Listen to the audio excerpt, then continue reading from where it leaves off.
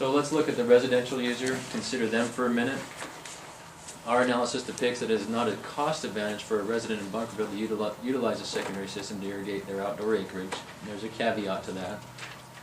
In some cases, residential users pay more for secondary water and potable water than if they were only using the potable water system. And I'll discuss that here shortly. And the two caveats is it depends on the size of the lot, the acreage being irrigated, and how judicious they are with their irrigation procedures, whether it's being overused or not. So let's talk some numbers here real quick. Here's the history of fees for the secondary system. When it was first installed, the secondary fee was $8.68, and at that time the potable base rate was $10. So a user in Bunkerville paid base rate plus their secondary fee of $18.68. Since that time to today's fees, the rates have increased about 83–84% across both lines, secondary and potable. So the value has gone down because the price has gone up. Pretty self-explanatory there. So let's keep going on this. Here's a table, and let me just talk through this for just a minute. This is, we're going to look at two different scenarios here. One without the secondary. Sorry, I'm probably blocking your view. So over here. Get out of the way, man. We got out here. I'll use the laser. So one without secondary. What we did is took a staff member's bill here in Mesquite that had a half-acre lot, decent sized grass in front, decent sized grass in back, and looked at their yearly bill. We took their January and February billing and averaged it and called it the indoor usage. And the reason we did that is in January and February the outdoor watering is very minimal to 0 to very minimal. So that is the indoor usage for a Bunkerville resident that we used throughout the whole year.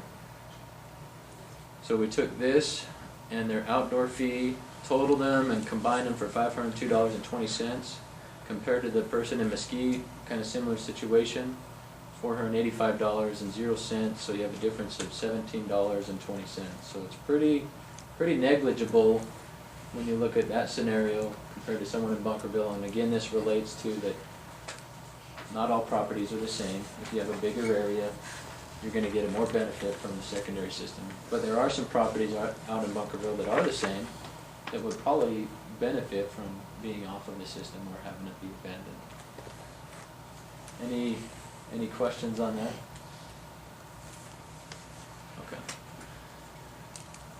So just a couple more key points on residential user costs. If non-potable water does not cost less than potable water, there's no point in operating a secondary system. Again, depending on the acreage being irrigated, it's advantageous for some versus another.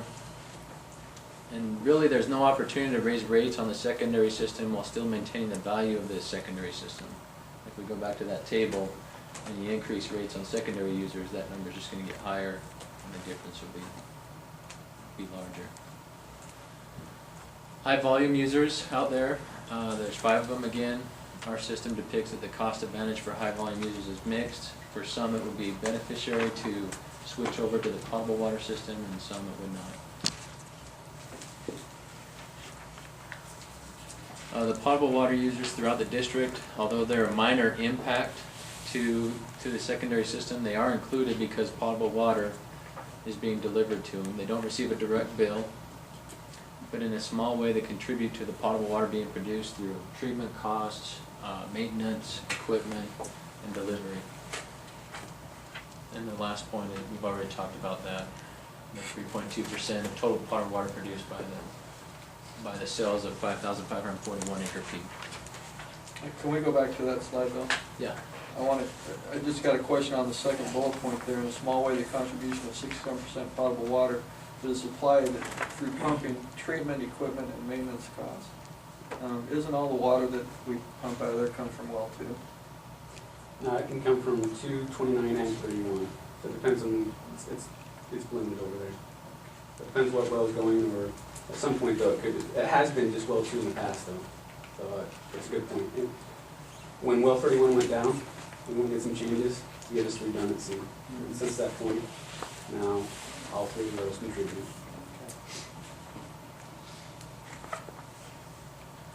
Just to go over the reasons again real quick, the design for the Bunkerville secondary system, the intent of the design was never obtained. The poor water quality requires blending the 67% potable water to the system. It's being overused, as we talked, 76% inefficiently being overused. And the value of the system is questioned depending on whether you're the district or a small resident with a half acre, or a resident with 3 acres, or however they're overusing the system. Some are getting a benefit and some aren't. Like you said, some have a free ticket, so to speak. The benefits for the district is you eliminate that subsidy, kind of that sore thumb that we talked about. You transition to a one-pipe system. It's easier for your crews. You've got a question right there. Right in front. Right in front. That's fine. Ken? You mentioned that the design intent was never obtained. Why is that? Well, because the design intent was that they were going to get an untreated source of water from the simulated the Virgin River water. The actuality of it when they installed the system was the water quality was much worse than what they had anticipated, and they had to treat it. They had to treat it by blending the potable water to the shallow groundwater well. They treated it, and the intent was it was a So the intended source just wasn't as good as anticipated. With that addition was to conserve potable water.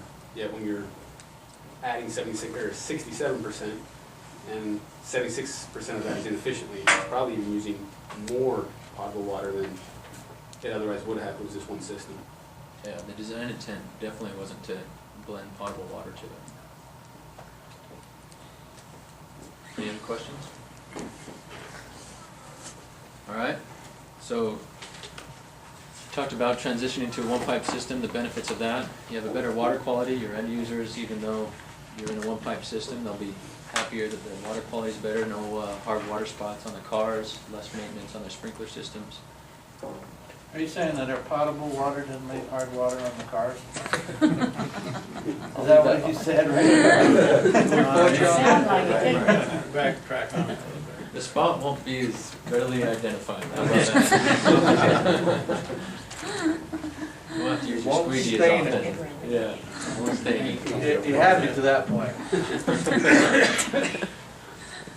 Some users will actually experience a decrease in their monthly water bill, and the large capital investment is not there.